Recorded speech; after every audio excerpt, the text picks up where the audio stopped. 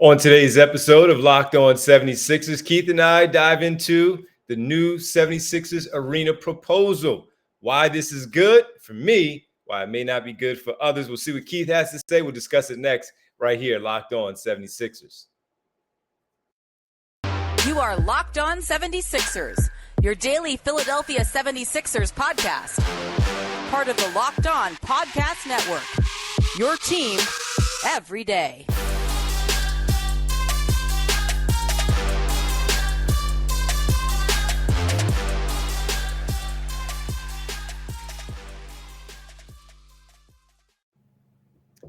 Welcome, you are Locked On 76ers. I'm Devon from 97.5 The Fanatic Radio in Philadelphia, alongside my co-host and partner, Keith Pompey, Sixers beat writer for TheInquirer.com. What's going on, Keith? What's popping, D? What's up? Man, Friday, looking forward to the weekend. It's a scorcher here in town, isn't it? Yeah, it's hot, bro. It's been burning up. So everybody stay cool out there. Thank you for making Locked On 76ers your first listen every day as you sit inside, nice and chill. And remember, Locked On 76ers is free and available on all platforms, including right here on YouTube at Locked On 76ers. Well, Keith, nice and chill in a new arena potentially in 2031 for the start of the 31-32 NBA season. But hey, man, it's something that's a big deal here in town with the Sixers potentially getting themselves a new arena.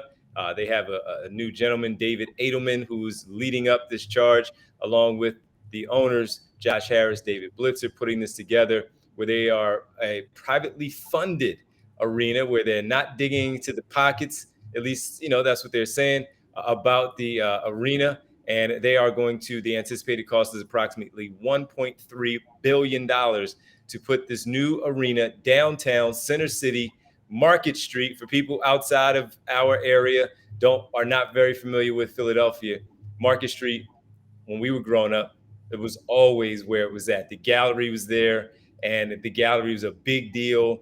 The train service, the SEPTA service can go obviously down in that area. It's now called the Fashion District, and it's going to be built right next to the Fashion District from 10th and 11th Streets. And the artist rendering, of course, right now, Keith, looks amazing. What are your thoughts on this potential new arena by the 76ers? I mean, I guess it's something that you have to do typically, and they're not the first team that's doing this. Like right now, a lot of teams, like you look at the Lakers, you look at the Sacramento Kings, you look at the Golden State Warriors. There are three teams who, have built arenas in the downtown area, right, of their city. Golden State is kind of like, you got to walk a little bit, but it's still down in that vicinity. And what that's doing is a lot of people are doing that because what it is basically uplifting that area and is bringing more businesses to it.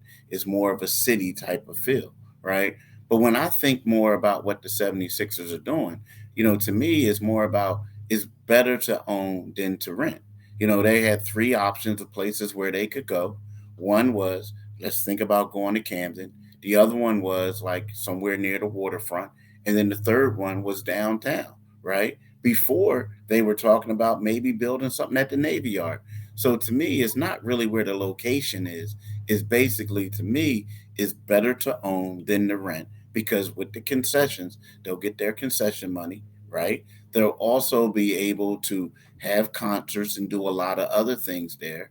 And you know what? Like you said, back in the day, that area used to be it. It used to be it. Now, what we'll find out is one of those areas that people are there in the daytime is bustling. A lot of people are working, but then at nighttime, and maybe in a couple blocks, like Old City is cool, but at nighttime, is really not a lot of people walking up and down the street there. You know what I mean? It's not as busy as it could be.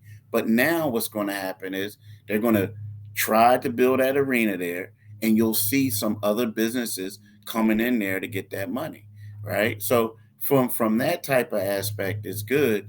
Now, the one thing I have to be honest with you, totally honest with you, right now this is July 22nd, 2022.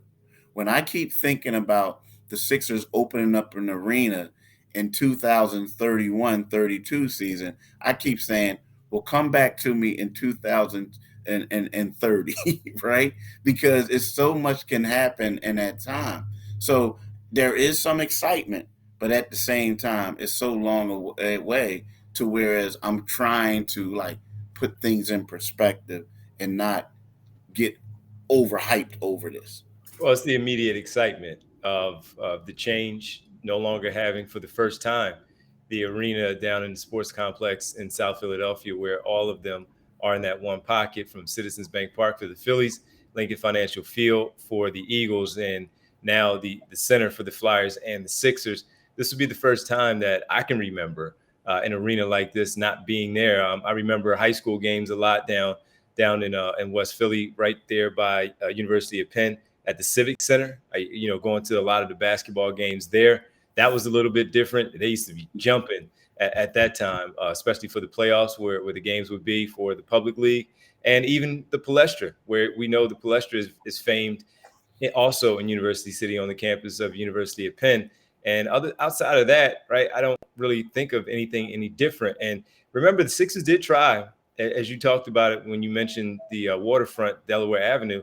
There was a proposal for that one a couple of years ago as well. And unfortunately, they didn't get that one. So this one, I don't know. Maybe it seems like it's a little more real. It has this more real feel to it that it's actually going to happen. It's going to get done down there. And yes, it is 9 years from now. And great points by you getting out of that lease at the center, no longer having to be under the Comcast Spectacors umbrella. This can be all theirs. That's a hockey arena. This is going to be an 18,500 seat basketball arena, and a basketball arena only, that they're able to do other things like concerts. I had David Edelman, the man who's in charge of putting this together, on the radio show on Thursday, and he talked about concerts, obviously the events, graduations, Keith, for schools, whether it's high school, college, to be able to use that building downtown for a graduation, where you may have had to go somewhere on Broad Street to do that before. So I love the idea of the location. It's not going to be easy because of the parking situation, the traffic, but they do have 9 years to kind of sift through all of that and make sure they get as close to possible, as close to right as possible. Not going to be an easy thing to do, but they have time to figure it out. The privately funded part, we can debate about that for 9 years. If that's going to happen. Some other things, as you said, can pop up in that time. But I like the idea. Honestly, I love the idea of it being in Center City. I want to see it come to fruition. I want to see how it gets done. 9 years from now, we'll be much older. We may not even be covering the team anymore and doing this. But I do really like the idea of what they're doing and what they're trying to do. The immediate excitement after today, maybe even after this week, I'm sure we won't talk about it much going forward. Yeah, probably not. Probably not.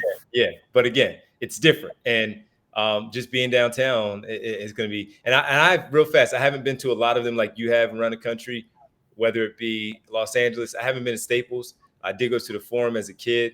I haven't been to Milwaukee, Sacramento, Chase Center now with San Francisco, with the Golden State Warriors. I have been to Brooklyn for Barclays. It's busy down there. I've been to the Garden, which is also downtown there, how they have it. And I can only compare it to Barclays and I've been to Phoenix, which is also downtown. I can only compare it to Barclays in New York because that's a big city. That's a big city. Philadelphia is a big city. It's big like that. And I think it's gonna do a lot of good there. When I went to Phoenix, their downtown was a little different than for what we have, where downtown is it. I don't know if it's it in Milwaukee, in Sacramento, in Phoenix, where it seemed it worked for what the building was there for the basketball fans to get in and out and do what they needed to do to get to the arena and even get to the baseball field over there as well. But Philadelphia, we know downtown is not just for that. Downtown is for, let's go shop, let's go hang out, let's go eat, let's go drink, right? Let's go have a good time. That's what downtown Philadelphia is about for people who may listen outside of our area. But Keith, let me say this. I'm gonna say this. So here's the difference, and just for someone who travels a lot. So you look at Houston. Houston has an arena downtown too. Okay. All right. And sort of. The difference between Philadelphia, New York, and those other places are, and Phoenix and like Philly, New York, and stuff. People come downtown, right? Philly, just the nightlife in that area and that vicinity, right then and there, isn't as bustling as it is a couple blocks away, right? But, but see, the thing is, a lot of people, when you think of LA and you think of Phoenix, you think of Houston, what they did is they built the arena, and then next thing you know, in Sacramento, they built the arena in areas that really weren't really populated a lot. Like I had an internship in Phoenix in the 90s, in 1996, and the downtown area looks completely different now than it did before. But what they did is they had the arena, they had some other stuff, and what happens is restaurants came. Now Sure. they had hotels, but they had restaurants. Now the downtown area where LA Live is in LA, dude, then no one, like if you go outside of that vicinity and you walk a couple blocks and then thing you know, you're gonna think that you're lost. Like it doesn't look anything like it does in that LAX area. That's where not LAX, LA Live area where they Right. have the arena at the Staples Center or crypto.com arena now, right? But so what I'm saying is it's completely different because in those cities, the development enabled them to revitalize downtown. The same with Sacramento. I'm telling you, when Sacramento, first of all, the arena was out in the middle of nowhere. I went to the downtown area and they have old Sacramento, which is like right near it and all that, but it wasn't really nothing happening. So now all of a sudden you see it. You see like little walkways, nice little restaurants. You see them building more hotels. So yeah, that's the difference. Now with Philly, the main thing, and I'm sorry to be long-winded, is the one thing that is going to have to happen is you probably, even though they do have parking, but you're probably going to have to figure out some more things for the parking aspect, right? Possibly. You're going to have to like SEPTA. It's going to help SEPTA, but at the same time, there's going to be some different schedules that they're going to have because Yeah. let's face it, where it was before was extremely convenient because you had 95, you had people coming up and down 95 to get there, but you also had the last train station for SEPTA, right? So people were getting off of there. So if you want to say is more convenient downtown, it's not. It's about the same. Well, I would disagree just because of the fact when we talk about the convenient of, yeah, the sub does let you off as the final stop there, but you have the L and the sub where downtown will let you off. You have the buses, multiple buses, not just the one bus to go down towards Broad and Patterson to get to the sports complex. There are multiple buses that will let you off there. Then if you're talking about New Jersey, you have New Jersey Transit coming from across the bridge. If you want to catch the bus that way, I used to do it as a kid because my family was in New Jersey. Take the New Jersey Transit from downtown. Here's the thing, D. And then the other like 76, 95, and even coming across. I get it, D. I get it, D. But here's the thing, man. Like if we want to be real and stuff like that, and we could debate on this forever. Yeah, when you go to the games, it's nothing. And this maybe it's a different subject, but a lot of the people who are frequent these games are out of towners. Yes, what I mean is we're talking about suburbia out of towners, like hopping on a SEPTA bus coming from Langhorne or coming from, you know what I'm saying, like up in the upper Montgomery area. It ain't as easy as you think, but you can hop in that car and drive the 95. So yeah, but I was just talking about when you mentioned the last stop on the transit. Oh, yeah, that's yeah, all. Meaning that there are different ways coming from the sub, the L, and the bus for downtown, where it's just really, yes, there are buses, but there's also, it's easier as far as the public transportation downtown versus that last stop that you're talking about down at Broad and Patterson off the sub. That's all I'm talking about. I'm just talking about who the clientele. Yeah, now they have to drive in or decide if they want to get on the regional rail and come that way. That's up to them. Everybody has to figure out what works best for them. So, but that's that's why, hey, you got 9 years to figure all that stuff Yeah, out. you're right. You're right. See what works best for everybody. Hey man, let's get ready to take a quick break and come back. We need to talk about some numbers that again, we finally heard some numbers where it's official, at least based on a report. We haven't heard it from the team as of yet, but it looks like James Harden numbers are official. We'll talk about that next right here. Locked On 76ers. Before we talk about that, we need to talk about Bet Online, right? Bet Online is the fastest and easiest way to check on all your betting needs. Find all your favorite sports and events at the #1 online source for odds, lines, and game. Find reviews and news from every league, including Major League Baseball, NFL, NBA, NHL, combat sports, esports, and even golf. BetOnline continues to be the top online resource for all your sports wagering information, from live in-game betting, scores, and podcasts. They have you covered. Head to BetOnline today and use your mobile device to learn more about the action happening today. BetOnline, where the game starts. Do it today, people. Definitely do it today. Definitely do it today, and you can meet Keith and I in 9 years on the sub or the L, whatever one is easier to get to, or the bus for SEPTA to get to the Sixers game, because we're both going to be covering at least one of them before we decide to retire. Thank you for making Locked On 76ers your first listen. For your next listen, check out the Locked On Now podcast, nightly recaps of every NBA game with analysis from our local experts.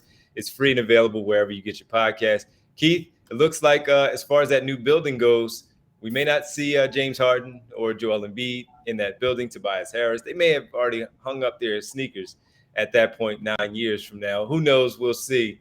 But James Harden, at least we heard Shams weeks ago talk about this. You talked about it before them with some numbers, and now we have Adrian Wojnarowski putting out some numbers following up. $33 million, it looks like, for the first year, 35 plus for the second year, totaling about 68.6 million, with the second year being a player option. So we already knew about the 1+1, but we wanted to address it because it was at least news of it finally happening.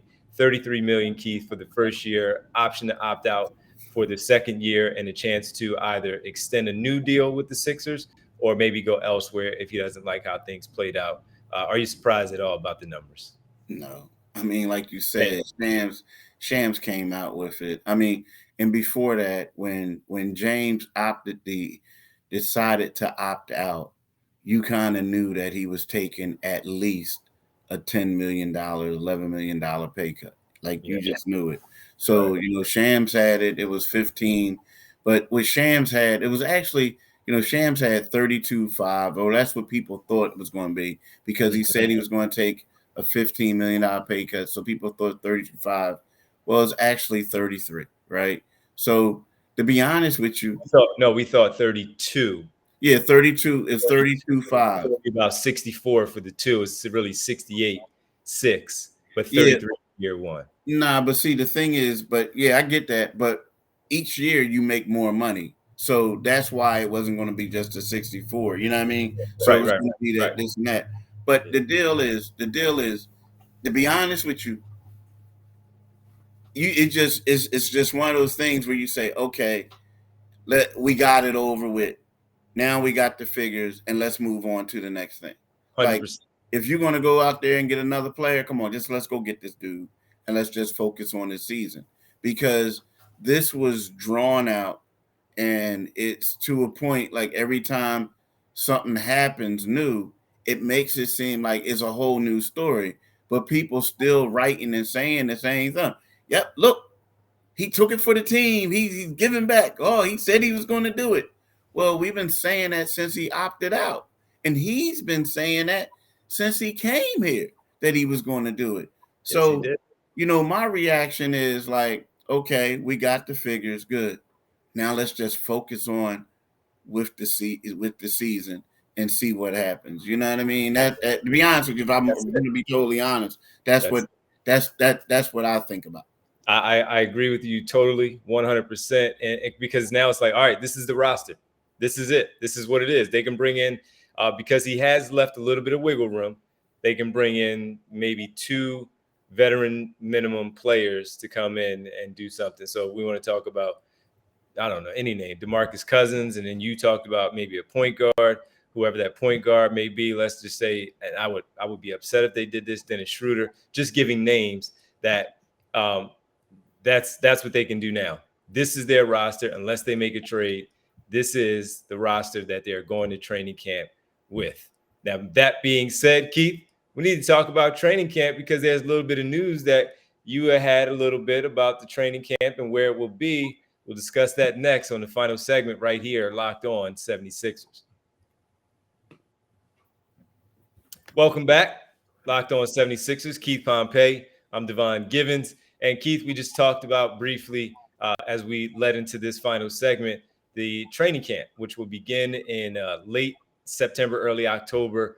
And looks like the Sixers, who have had their training camp most recently at their practice facility at the Sixers complex in Camden, looks like we have some news that it will be elsewhere. What do you have? Yeah, I mean, the deal is like, it seems like the Sixers are intending, like, Mark Spears put it out there on TV, and it was one of those things where, Doc Rivers likes going elsewhere for training camp and having a real training camp, and they have plans right now in place to go to go to Charleston, South Carolina, and so to me, I think that's going to be something good for them. If everything works out the way that they want it to be, because, it is going to enable them to get a chance to bond and do other things. See, for instance, like some people are like, well, why would you want to do that? And well, you look at it, and these guys, for the most part, are have families and have other obligations and other things. So typically you'll have a training camp, but it's really a guy will go into the Sixers practice facility, and then when everything is cool, they go home. They go about their normal day. Very But true. now what you'll do is you'll enable them to build a bond, get to know each other. And I feel like going away is better for them. You know what I mean? South Carolina is a cool spot for them to get away to. It's not like going to Miami or going to Las Vegas or things like that. It's less to do. So you can focus more just on basketball. Well, we've seen them do it before in the past. Stockton University with Brett Brown. I believe that they have been to Penn State in the past for training camp. St. Joe's, but that's still technically in the area where they would have training camp at St. Joe's, even PCOM.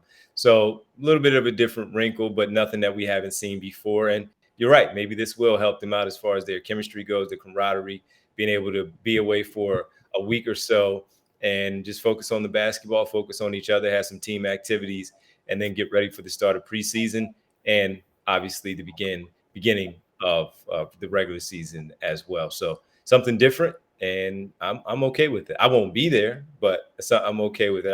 I'll see you at Media Day before you exit for South Carolina. Yeah, yeah. Do we know what It's not finalized yet. It's not okay. finalized yet. Yeah.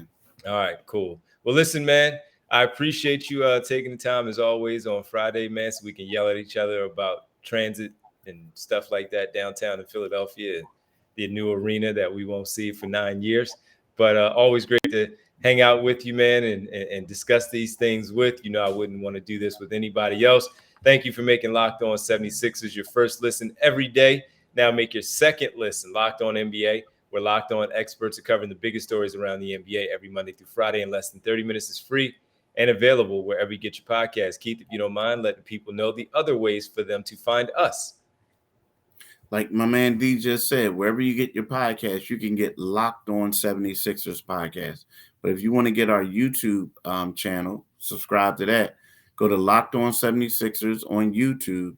And when you see that Liberty Bell, click on that Liberty Bell. And next thing you know, you'll become a subscriber.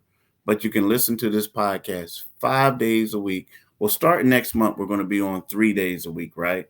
But also for today and next week, you can listen to my man D on 97.5 or NBC Sports Philadelphia from 2 to 6. After that, he'll go back to his 6 to 10 show.